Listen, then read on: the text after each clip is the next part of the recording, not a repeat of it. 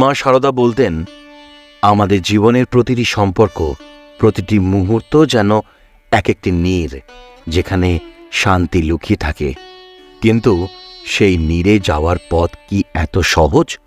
আমাদের মনে জমে থাকা অভিযোগ, অভিমান, ক্ষোভ সবকিছু মিলে আমাদের শান্তি কেড়ে নেয়।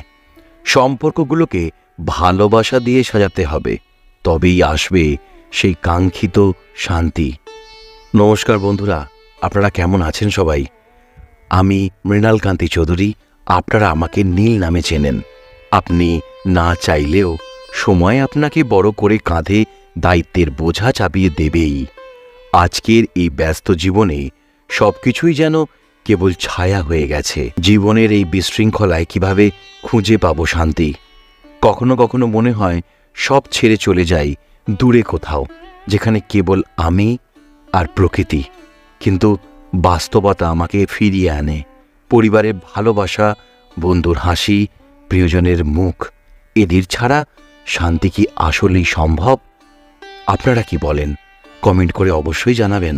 ঠাকুর বলতেন, তোমার প্রতিটি হাসিতে, প্রতিটি কান্নায় লুকিয়ে আছে সেই শান্তি। খুঁজে বের করো, জীবনের অর্থ খুঁজে পাবে। অনেক সময় আমরা নিজেদের জীবনের সুখ খুঁজতে ভবিষ্যৎ বক্তা বা অ্যাস্ট্রোলজারদের কাছে উপস্থিত হই। মা সারদা ও ঠাকুরের কি অভিজ্ঞতা হয়েছিল সে সম্পর্কে কয়েকটি ভিডিও আমরা করেছি, আপনারা দেখতে পারেন।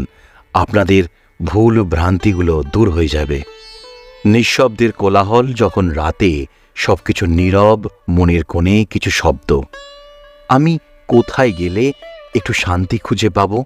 মনে হয় চারপাশে সবকিছু যেন থেমে গেছে, শুধু আমি আর আমার একাকিত্ব।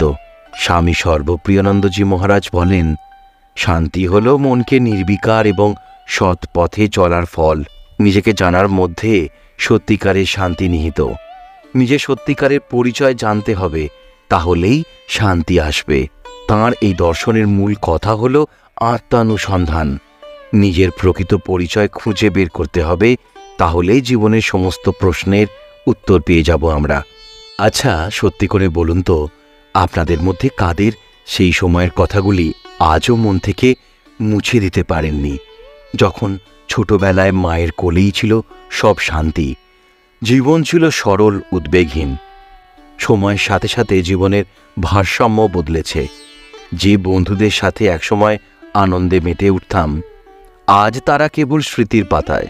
কাজের চাপে, পরিবারের দায়িত্বে কোথাও যেন আমি হারিয়ে গেছি। সেই ছোট ছোট সুখের মুহূর্তগুলো কোথায়? কবে শেষবার প্রকৃতির কোলে বসে পাখির গান শুনেছেন? মনে করতে পারবেন? ইটস নীল 01 চ্যানেলের সকল বয়োজ্যেষ্ঠ ব্যক্তিরা, আপনারা আপনাদের অভিজ্ঞতার কথা যদি কমেন্টে লেখেন, তাহলে আমরা সবাই অনেক উপকৃত হব। মা সারদা বলতেন, সবকিছুর পরেও সবচেয়ে বড় সত্যি হল আমাদের শান্তি খুঁজতে হবে নিজের ভিতরেই। নিজের মনের মধ্যে লুকিয়ে থাকা সুখের বীজগুলোকে জল দিতে হবে। ছোট ছোট সুখের মুহূর্তগুলো উপভোগ করতে শিখতে হবে।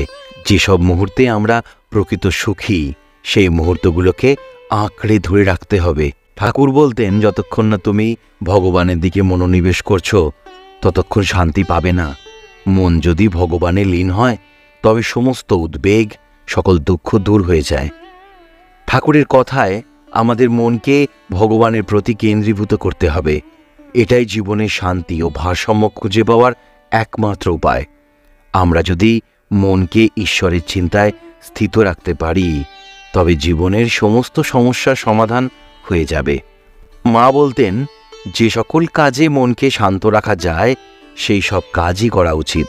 সকলের প্রতি ভালোবাসা ও সহানুভূতি প্রকাশ করলে মন শান্তি পায়। আমাদের জীবনে শান্তি ও ভারসাম্য খুঁজে পাওয়ার মূল মন্ত্র হল ভালোবাসা ও সহানুভূতি। যদি আমরা প্রতিটি মানুষের প্রতি ভালোবাসা ও সহানুভূতি প্রদর্শন করি, তাহলে আমাদের মনের শান্তি অটুট থাকবে।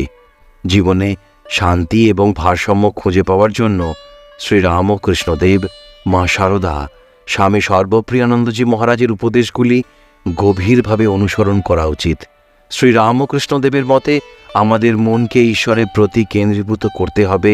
মা সারদা আমাদের শেখান, ভালোবাসা ও সহানুভূতি হল শান্তির মূল মন্ত্র। স্বামী সর্বপ্রিয়ানন্দজি মহারাজের মতে আত্মানুসন্ধানের মাধ্যমে নিজেকে জানতে হবে। ঠাকুর বলতেন, তুমি যদি ভগবানের পথে চলো তবে জীবনের সমস্ত কষ্ট দূর হবেই। আজকের জন্য এইটুকুই, আবার দেখা হবে। আর কেমন লাগলো ভিডিওটা সেটা জানাতে ভুলবেন না।